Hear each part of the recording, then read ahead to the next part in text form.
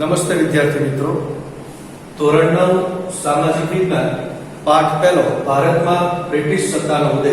આજે આપણે એના વિશે ચર્ચા કરવાના છે.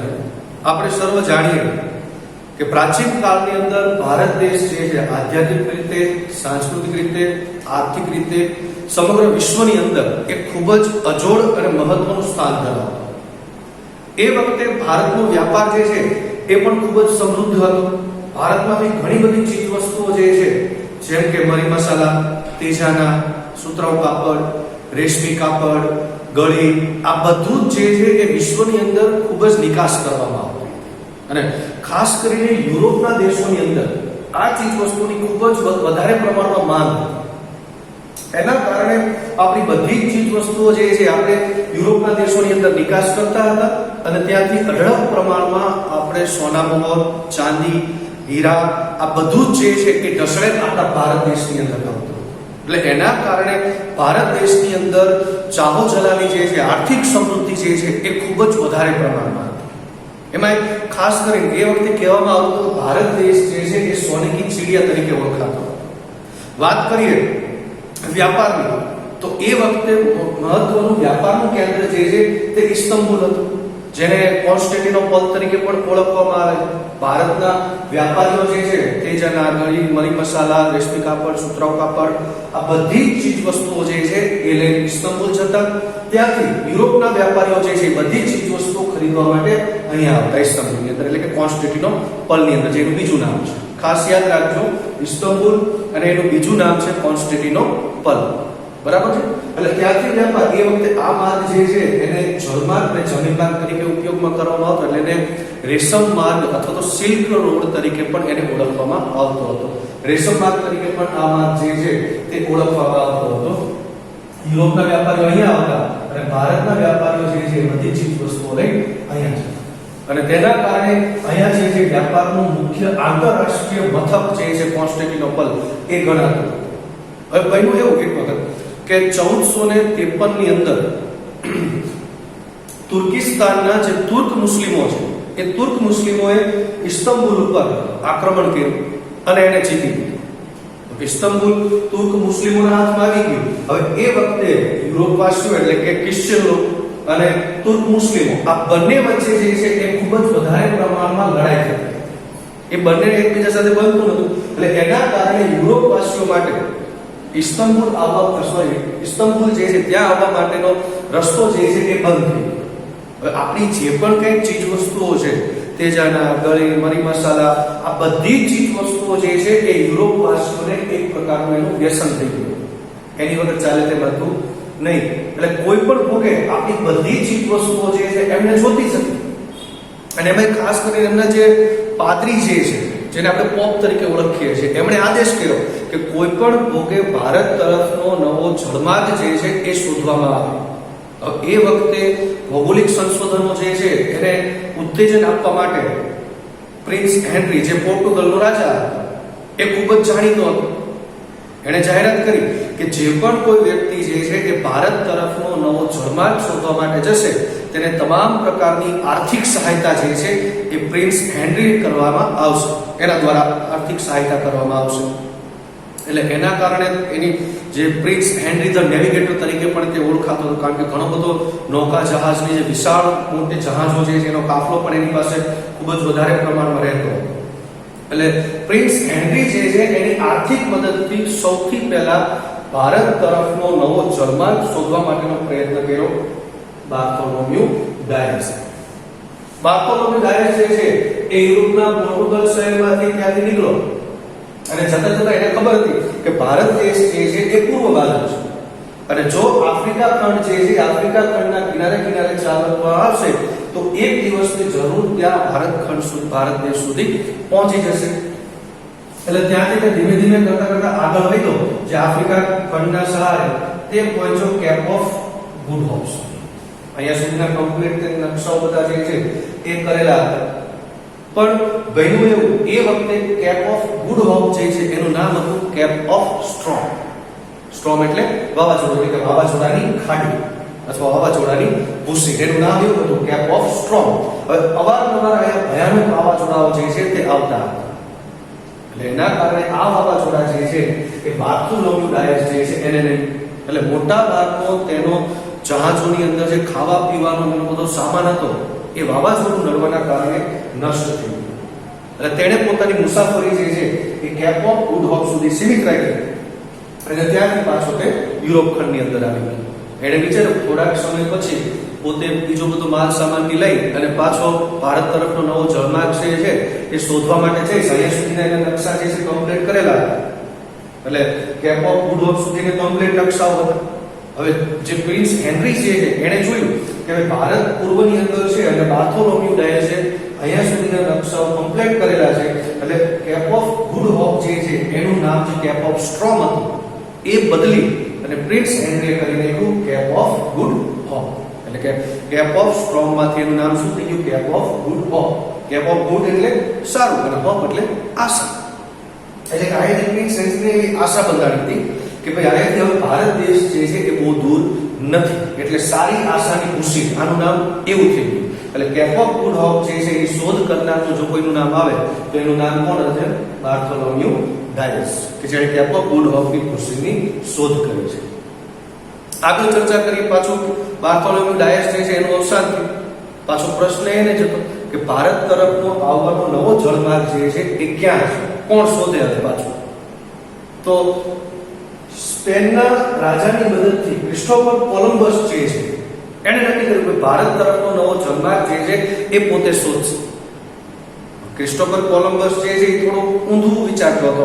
એણે એવું વિચાર્યું જે પૂર્વ તરફનો જે દેશ છે એ પૂર્વ તરફના દેશને શોધવાની જગ્યાએ પૂર્વથી જવાની જગ્યાએ પશ્ચિમ બાજુથી જવાનું. બરાબર?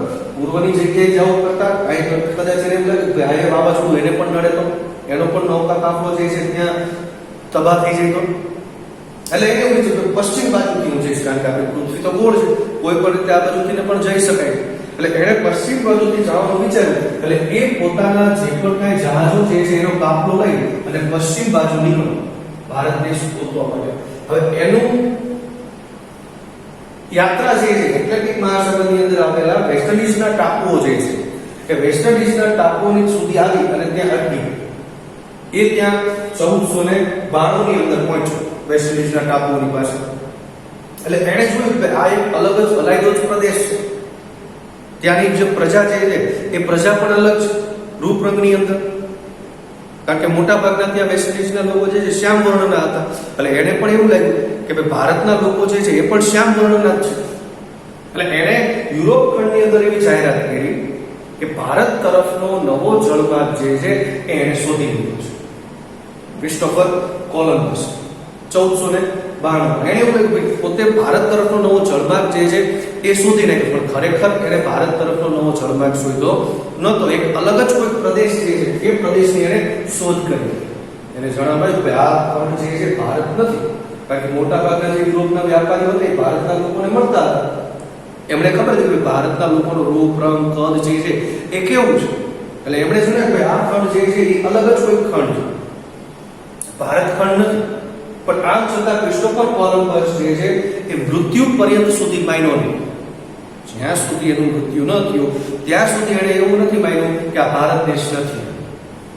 એને એમ જ લાગ્યું કે એને જ ભારત તરફનો નવો જળમાર્ગ જે છે એની શોધ કરી છે, ભારત દેશ જે છે એને જ શોધી લાવ્યો છે. પણ એના મૃત્યુ પછી એક બીજો જે નાવિક સાહસિક હતો જેનું નામ હતું અમેરિકો વેસ્પુસ્ચી. ખાસ ધ્યાન રાખજો, અમેરિકો વેસ્પુસ્ચી વિદ્યાર્થી મિત્રો છે એનું નામ હતું. એણે પોતે જે પણ તે ભૌગોલિક દસ્તાવેજો હતા એ દસ્તાવેજોથી પ્રમાણિત કર્યું કે આ ખંડ જે છે એ ભારત નથી, પણ એક અલગ જ ખંડ છે. એનું નામ એના નામ ઉપરથી આપવામાં આવ્યું, અમેરિકો ઉપરથી એનું નામ કર્યું અમેરિકા. એટલે હાલમાં આપણે જે દુનિયાના બે મોટા ખંડ છે અને જે મહાસત્તા છે ઉત્તર અમેરિકા, જેને આપણે US United state of America તરીકે ઓળખીએ છીએ, જેની કોના નામ ઉપરથી એનું નામ પાડવામાં આવ્યું છે? અમેરિકો વેસ્પુસ્ચી. જે ખરા અર્થમાં કહીએ તો એને સંશોધન કર્યું કહેવાય. એટલે ઉત્તર અમેરિકા અને દક્ષિણ અમેરિકા હાલના જે બે મોટા ખંડ છે એનું નામકરણ અમેરિકો વેસ્પુસ્ચી ઉપરથી થયું હતું. હવે મિત્રો પાછો પ્રશ્ન તો ત્યાં જ છે, ભારત તરફનો નવો જળમાર્ગ કોઈ શોધી શક્યું નથી. કઈ રીતે શોધવું, શું કરવું એના માટે? એટલે હવે એમણે નક્કી કર્યું કે ભારત તરફનો નવો જળમાર્ગ શોધવા માટે કોઈ નવા જ યુવાન અથવા તો જે પણ કાંઈ સાહસિક છે, જે બુદ્ધિની રીતે, ચતુરાઈ રીતે, બધી રીતે પાવરદાર છે, એને પસંદ કરવામાં આવે. એટલે એની પસંદગી કરવામાં આવી Vasco da gamma. Vasco da gamma જે છે અહીંયા સુધીના નકશાઓ કમ્પ્લીટ હતા. એટલે વાસ્કો દ ગામા લિસ્બન બંદર, પોર્ટુગલના લિસ્બન બંદરેથી પોતાના તમામ પ્રકારના જે સાથીઓ જે છે, જહાજો જે છે, નકશા છે એ લઈ અને ભારત દેશ શોધવા માટે નીકળ્યો. અહીંયા પહોંચો કેપ ઓફ ગુડ હોપ સુધી. તે ખુશનસીબ હતો કે તેને ત્યાં વાવાઝોડું ન મળ્યું અને ત્યાંથી તે જે છે એ વખતનું બીજું મહત્વનું જે વ્યાપારી મથક આપણે ગણીએ તો મોઝામ્બિક અને મડાગાસ્કર, કે જેને પણ વ્યાપારી મથક તરીકે જ ઓળખવામાં આવે છે. અહીંયા પણ ભારતના ઘણા બધા વ્યાપારીઓ જે છે સમુદ્ર માર્ગે વ્યાપાર કરવા માટે આવતા હતા. એટલે મોઝામ્બિક જે છે એ મોઝામ્બિકની ત્યાં તેને પોતે વ્યાપાર કરવા માટે રોકાણ, અહીંથી થોડી ઘણી જે પણ ક્યાંય ચીજ વસ્તુઓ મળે અથવા તો ભારત દેશ શોધવા માટેના જે પણ ક્યાંય પ્રમાણ મળે તો તે ત્યાંથી લેતો છે. ભાઈ એ વખતે આપણા ભારતના જે પણ કે વ્યાપારી જે છે એ વ્યાપારી પણ અહીંયા આવેલા, જેનું નામ હતું અહમદ ઇબ્ન મઝીદ. એ અહમદ ઇબ્ન મઝીદની મદદથી વાસ્કો દ ગામા જે છે એ ભારત દેશ તરફ આવવા નીકળ્યો. સૌથી પહેલા તે ભારત દેશના કાલીકટ બંદરે જે છે એ પહોંચ્યો. ક્યારે? 1498 માં કાલીકટ બંદરે જે છે એ વાસ્કો દ ગામા જે છે પહોંચ્યો. એ વખતે કાલીકટની અંદર સામુદ્રિક રાજા જે છે એનું શાસન ચાલતું હતું, જેનું બીજું નામ જામોરીન છે. એ પોતાનું રાજ્ય જે છે અહીંયા ચલાવતો કાલીકટની અંદર. વાસ્કો દ ગામા છે કે એની પાસે ગયો અને વ્યાપાર કરવા માટેની પરવાનગી માંગી. જામોરીને વ્યાપાર કરવાની પરવાનગી પણ આપી. તેણે 1-2 વર્ષ સુધી ત્યાં વ્યાપાર પણ કર્યો અને પછી પાછો જતા જતા એણે એવો કરાર કર્યો કે ફરીથી તે પાછો વ્યાપાર કરવા માટે આવશે. પોતાની સાથે તમામ પ્રકારની જે પણ કાંઈ આપણા જે મરી મસાલા, તેજાના, મલમલ, ગળી, સુતરાઉ કાપડ, રેશમી કાપડ, આ બધું જ ચીજ વસ્તુઓ જે છે એ પોતાની સાથે લઈ ગયો અને યુરોપ ખંડની અંદર એક કહેવાય કે ચમત્કારી ઘટના જે છે એ એમના માટે ઘટી ગઈ અને આપણો ભારત દેશ જે છે એ ભારત દેશનું તરફ આવનાર નવા જળમાર્ગની શોધ થઈ ગઈ. એટલે સૌથી પહેલી ભારત તરફ આવનાર, જે સૌથી પહેલી ભારતમાં આવનાર પ્રજા છે તેનું નામ હતું પોર્ટુગીઝો, કે જે ભારતમાં સૌથી પહેલા આવી. પાછું ફરીથી 1515 ની અંદર એ ભારતની અંદર આવ્યા અને ભારતની અંદર વ્યાપાર કર્યો. એટલે પોર્ટુગીઝો જે છે એમની સમૃદ્ધિની અંદર ખૂબ જ વધારો થયો. એટલે પોર્ટુગીઝની સમૃદ્ધિથી આકર્ષાય તેમણે પોતાના ઘણા બધા વ્યાપારી મથકો પણ સ્થાપ્યા, જેમાં પોર્ટુગીઝોએ દીવ, દમણ, ગોવા, કોચીન, મલાકા આ બધી જગ્યાએ પોતાની મોટી મોટી વ્યાપારી કોઠીઓ જે છે એ પણ સ્થાપી દીધી. એટલે એમની સમૃદ્ધિમાં વધારો થયો. એટલે આમની સમૃદ્ધિથી આકર્ષાય પછી ઘણી બધી યુરોપિયન પ્રજાઓ જે છે એ પણ ભારતની અંદર આવી, જેમાં ડચ, ડેનિશ, ડેનમાર્કની ડેનિશ પ્રજા છે, પોલેન્ડની ડચ પ્રજા છે, આ પણ ભારતની અંદર આવી. એ પણ ભારત સાથે વ્યાપાર કરી અને સમૃદ્ધ થવા માટે માંગતા હતા. આ બાજુ અંગ્રેજો જે છે એમણે જોયું કે ભાઈ ભારત સાથે યુરોપના ઘણા બધા દેશના લોકો જે છે દેશના જે વ્યાપાર કરી અને સમૃદ્ધ બને છે, તો એમણે પણ વિચાર્યું કે આપણે પણ ભારત સાથે વ્યાપાર કરીએ અને સમૃદ્ધ બનીએ. શરૂઆતમાં અંગ્રેજો જે છે એ ફક્ત ડચ લોકો પાસેથી એની પાસેથી મરી મસાલાની બધું ખરીદતા, પોર્ટુગીઝો પાસેથી એની પાસેથી. પણ એક નાનું એવું કારણ છે જે અંગ્રેજોને ભારત તરફ આકર્ષી લાગ્યું. ભારત દેશ પહેલાથી સમૃદ્ધ તો છે જ, આપણી સમૃદ્ધિના કારણે બધા યુરોપના દેશો જે છે આપણી સાથે વ્યાપાર કરવા માટે તો ઈચ્છતા જ હતા. પણ અંગ્રેજો જે આપણે ભારતની અંદર 200 થી 250 વર્ષ ગુલામ બનાવી ગયા, એની પાછળ એક નાનું એવું કારણ હતું. એ કારણ એ હતું એ વખતે ડચ પ્રજા જે છે એમની ઉપર મરી મસાલાનો વિઝારો એટલે એમનો એકાધિકાર કે ભારતમાં જેટલા પણ મરી મસાલા ઉત્પાદન થતા એ બધા એમણે ખરીદ્યા અને એ પોતે યુરોપમાં લઈ જઈ અને બીજા દેશોને મોંઘા પૈસે ખૂબ જ મોંઘા ભાવે વેચતા. હવે આની અંદર મરી મસાલાની અંદર ફક્ત 5 શિલિંગ છે એમનું ત્યાંનું ચલણ છે.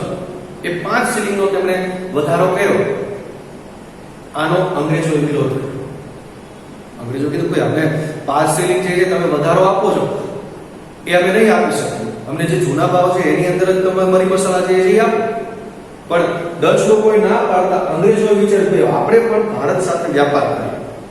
એટલે ભારત સાથે વ્યાપાર કરવા માટે અંગ્રેજોના જે વ્યાપારીઓ હતા એ વ્યાપારીઓએ 1600 ની અંદર રાણી એલિઝાબેથ જે છે ક્વીન એલિઝાબેથ એની પરવાનગીથી એક વ્યાપારી કંપનીની સ્થાપના કરી જેનું નામ હતું બ્રિટિશ ઈસ્ટ ઇન્ડિયા કંપની કે જે ભારતને 250 વર્ષની કાળમુખી ગુલામીની અંદર ધકેલી દેવાની હતી. બ્રિટિશ ઈસ્ટ ઇન્ડિયા કંપની જે છે એની સ્થાપના કરી અને એને ભારત સાથે વ્યાપાર કરવા માટેનો પરવાનો મેળવી રાણી એલિઝાબેથ પાસે અને ભારતની અંદર એને મોકલી. પણ વિચાર કરજો લો એ વખતે 5 શિલિંગ જો ભાવ ન વધારે હોત તો આપણો ભારત દેશ ગુલામ બને નહીં. આ પહેલું કારણ આપણું અહીંથી ગુલામીની શરૂઆત થઈ હતી. હવે અંગ્રેજો જે છે એને ભારત સાથે વ્યાપાર કરવા માટે સૌથી પહેલા 1608 ની અંદર વિલિયમ હોકિંગ્સ જે છે એને ભારત મોકલ્યો. હવે વિલિયમ હોકિંગ્સને ભારત મોકલવામાં આવ્યો તો એ વખતે જહાંગીરનું શાસન પોર્ટુગીઝો જે છે એમણે જહાંગીરને ખટપટ કરી પડી એને ઉશ્કેર્યો એને ચડાવ્યો કે અંગ્રેજો જે છે એમને વ્યાપાર કરવાનો પરવાનો ન આપવામાં કારણ કે પોર્ટુગીઝો ઈચ્છતા નતા કે અંગ્રેજો ભારતની અંદર વ્યાપાર કરીને સમૃદ્ધ બને કારણ કે તો પછી એમની ચીજ વસ્તુ બીજા કયા દેશના લોકો કરી એટલે ખટપટના કારણે પોર્ટુગીઝોની ખટપટના કારણે અંગ્રેજો જે છે એમને વ્યાપાર કરવાની પરવાનગી મળી નહીં. ત્યાર પછી 1612 ની અંદર ફરીથી બીજો એક અંગ્રેજ અધિકારી જે છે એ ભારતની અંદર આવ્યો જેનું નામ હતું ટોમસ્ટ્રો. સર ટોમસ્ટ્રો જે છે એ ભારતની અંદર 1612 ની અંદર આવ્યો અને એને વ્યાપાર કરવાની પરવાનગી મળી ગઈ. એ પછી સૌથી પહેલા 1613 ની અંદર ભારતની પહેલી કોઠી જે છે અંગ્રેજોએ સુરતની અંદર સ્થાપી. આ ઉપરાંત તેમણે જોયું કે ભાઈ ઉત્તર બાજુએ મરાઠા સત્તા જે છે એ મરાઠી સત્તાની વધારે પ્રમાણમાં તાકાત જે છે વધતી જાય છે એટલે એમણે દક્ષિણ પૂર્વ તરફ પોતાનું રાજ્ય વિસ્તાર વધારવાનું નક્કી કર્યું વ્યાપાર કરવા માટે. એટલે ત્યાર પછી આંધ્રપ્રદેશ, ચેન્નઈ, કલકત્તા આ બધી જગ્યાએ પોતાને વ્યાપારી કોઠીઓ સ્થાપી વ્યાપાર કર્યો. આ ઉપરાંત મુંબઈ જે છે એ મુંબઈને 1687 ની અંદર પોતાનું વડું મથક બનાવ્યું. આ બાજુ ઘણી બધી યુરોપિયન પ્રજા છે પોર્ટુગલ, ડચ, ડેનિશ અંગ્રેજો ભારત સાથે વ્યાપાર કરી અને સમૃદ્ધ થતા જતા. તો બીજી એક પ્રજા જે હતી ફ્રાન્સની જેને આપણે ફ્રેન્ચ તરીકે ઓળખીએ છીએ એમણે પણ વિચાર્યું કે આપણે પણ ભારત સાથે વ્યાપાર કરીએ અને સમૃદ્ધ બનીએ. એટલે 1668 ની અંદર ફ્રેન્ચ પ્રજાનું ભારતમાં આગમન થયું. એમણે ફ્રેન્ચ ઈસ્ટ ઇન્ડિયા કંપની જે છે એની સ્થાપના કરી અને ભારત સાથે વ્યાપાર કર્યો. એટલે માહે, કરાઈકલ, પોંડિચેરી, ચંદ્રનગર, મછલીપટ્ટમ આ વિસ્તારો ઉપર તેમણે પોતાની વ્યાપારી કોઠીઓ સ્થાપી. પણ બન્યું એવું કે ફ્રેન્ચો અને અંગ્રેજો આ બંને વચ્ચે જે છે અવારનવાર વ્યાપાર વધારવા બાબતે સંઘર્ષ થતો. બંને વચ્ચે નાના મોટા લડાઈઓ જે છે એ થતી.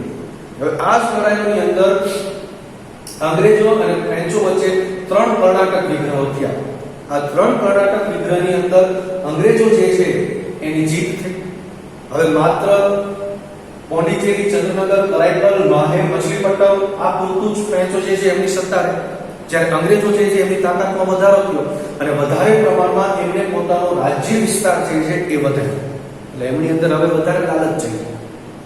એમણે કીધું કે આપણો ભારતમાં રાજ્ય વિસ્તાર જે છે દિવસે ને દિવસે વધતો જાય છે તો કેમ હજી વધારે પ્રમાણમાં એને વધારો.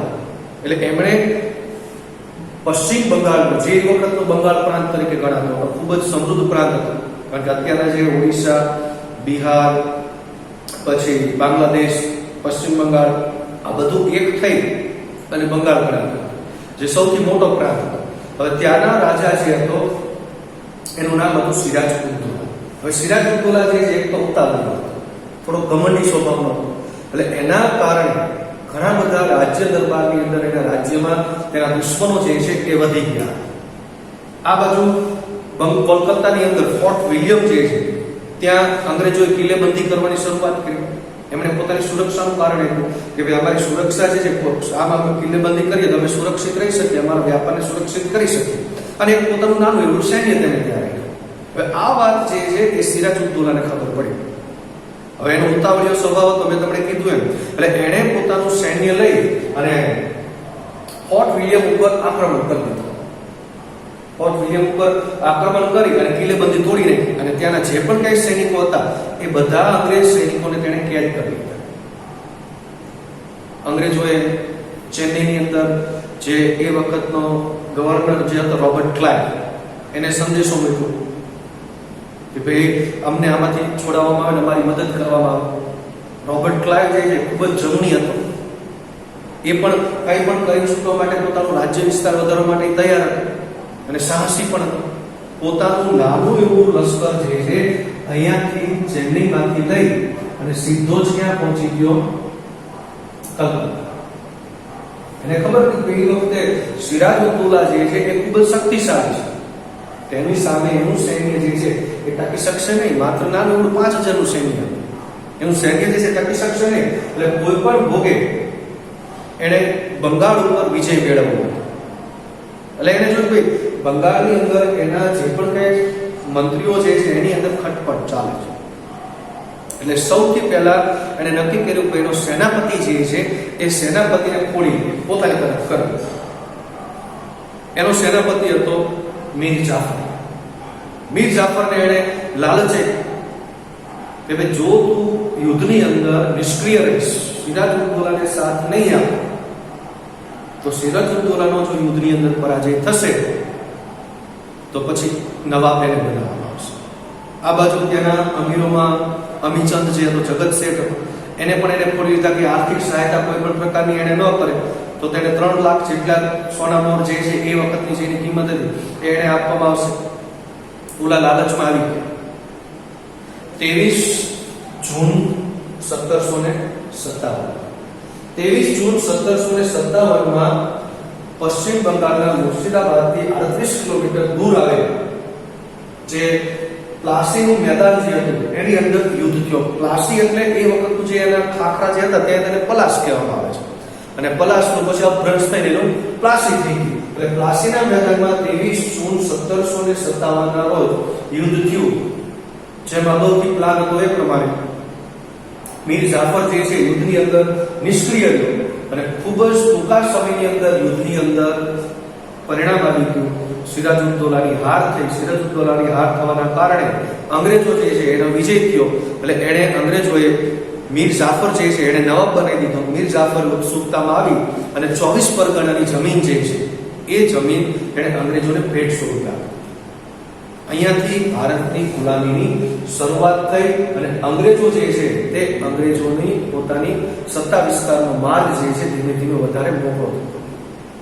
વિદ્યાર્થી મિત્રો વિચારો કે જો મીર જાફરે પ્લાસીના યુદ્ધની અંદર સિરાજઉદ્દૌલાને સાથ આપ્યો હોત તો શું થાય? જો સિરાજઉદ્દૌલાનો વિજય થયો હોત તો શું થાય? શું પરિણામ આવે? તો આપણે આ ગુલામી 250 વર્ષ સુધી જે ભોગવી એ ભોગવેલ કે નહીં? એટલે ખરેખર એ વખતે એની એક ભૂલના કારણે આપણો ભારત દેશ જે છે તે 250 વર્ષ સુધી અંગ્રેજોની ગુલામીમાં 24 પરગણાની મહેસૂલ ઉભરાવાની આપણે સત્તા મળી. એટલે અંગ્રેજોની લાલચ પાછી વળી. એમણે મીર જાફર પાસેથી વધારે પોતાના વ્યાપારી અધિકારો મેળવવા માટેનો પ્રયત્ન કર્યો પણ એને ના પાડ્યો કે ભાઈ વધારે પ્રમાણમાં વ્યાપારી અધિકારો જે છે એ તમને હવે આપવામાં નહીં આવે. એટલે એના કારણે રોબર્ટ ક્લાઇવ જે છે એણે મીર જાફરને નવાબ પદ ઉપરથી નીચે ઉતારી દીધો અને એની જગ્યાએ મીર કાસિમ જે છે એ મીર કાસિમને એનો નવાબ બનાવી દીધો. પશ્ચિમ બંગાળનો નવાબ બન્યો મીર કાસિમ. હવે એ તો વધારે પ્રમાણમાં જુનૂની હતો મીર જાફર કરતા. એટલે એણે તો અંગ્રેજોને તમામ પ્રકારના જે અધિકારો આપેલા હતા એ પણ પાછા લેવા લાગ્યા. એટલે આ વાત જે પાછી અંગ્રેજોને ન ગઈ. એટલે અંગ્રેજો જે છે એમણે મીર કાસિમને પાછો નવાબ ઉપરથી પદેથી નીચે ઉતારી દીધો ને એની જગ્યાએ પાછો મીર જાફર જે છે એને નવાબ બનાવી દીધો. હવે મીર કાસિમ જે છે એને એવું લાગ્યું કે આ મારું અપમાન છે અને કોઈ પણ ભોગે અપમાનનો બદલો જે છે તે અંગ્રેજો પાસેથી લઈને જ રહેશે. એટલે તે પોતાના અપમાનનો બદલો લેવા માટે જે એ વખતના અવાબના નવાબ જે હતા એ અવાબના નવાબ પાસે જેનું નામ હતું સુજાઉદ્દૌલા એ મદદ માંગવા માટે ગયો. ત્યાં પહેલેથી મુગલ બાદશાહ જે છે શાહ આલમ તે આવી બેઠા હતા કારણ કે તે પણ અંગ્રેજોના છતાયેલા. ત્રણેય ભેગા મળી અને નક્કી કર્યું કે ત્રણેય પોતાની સંયુક્ત સેના લઈ અને અંગ્રેજો સામે યુદ્ધ કરશે. ત્રણેયની સંયુક્ત સેના લઈ અને અંગ્રેજો સામે યુદ્ધ કરવાનું નક્કી કર્યું. આ બાજુ અંગ્રેજો પાસે અતિ આધુનિક હથિયારો હતા જ્યારે સામે જે છે એમની પાસે હતા નહીં. ત્રણેયની વચ્ચે બક્સરમાં યુદ્ધ થયું, ત્રણેયની સંયુક્ત સેના હતી. આ બાજુ ફક્ત એક અંગ્રેજોની સેના હતી, મરાઠાઓની એમણે મદદ લીધેલી. એટલે આ બે એક બાજુ તો મીર કાસિમ, સુજાઉદ્દૌલા અને શાહ આમની ત્રણ સંયુક્ત સેના, અને એક બાજુ અંગ્રેજો, મરાઠા અને એની સેના. 22 ઓક્ટોબર 1764 ના રોજ 22 ઓક્ટોબર 1764 ના રોજ બક્સરની અંદર અંગ્રેજો અને એમની ત્રણેયની સંયુક્ત સેના વચ્ચે યુદ્ધ થયું. યુદ્ધનું પરિણામ એ આવ્યું કે ત્રણેયની સંયુક્ત સેના જે હતી એમનો પરાજય થયો અને અંગ્રેજોની જીત થઈ. અને અંગ્રેજોની જીત થવાના કારણે હવે બંગાળ, બિહાર અને ઓડિશા આ ત્રણેય રાજ્યોની દીવાની સત્તા જે છે એ સંપૂર્ણ રીતે અંગ્રેજોને મળી ગઈ. કે ત્યાંથી ત્રણેય રાજ્યોમાંથી સંપૂર્ણ રીતે મહેસૂલ ઉઘરાવવાનો અધિકાર જે છે ફક્ત અને ફક્ત અંગ્રેજો પાસે. એટલે અહીંયાથી હવે ખરા અર્થમાં જોઈએ તો અંગ્રેજોની સત્તા જે છે એની શરૂઆત થઈ. આ બાજુ જે નવાબનું પદ હતું એ પણ ભ્રષ્ટ કરી દેવામાં આવ્યું, અને રોબર્ટ ક્લાઇવ જે છે એણે પોતાને નવાબ જાહેર કરી દીધો, અને ગવર્નર જનરલનું પદ જે છે એને ગવર્નરનું પદ જે છે એને પોતે લઈ લીધું. વિદ્યાર્થી મિત્રો, હવે આ પ્રકરણની અંદર આપણે આટલી ચર્ચા કરશું. અગાઉ જ્યારે મળશું ત્યારે આગળની ચર્ચા આપણે આગળ કરીશું. નમસ્કાર.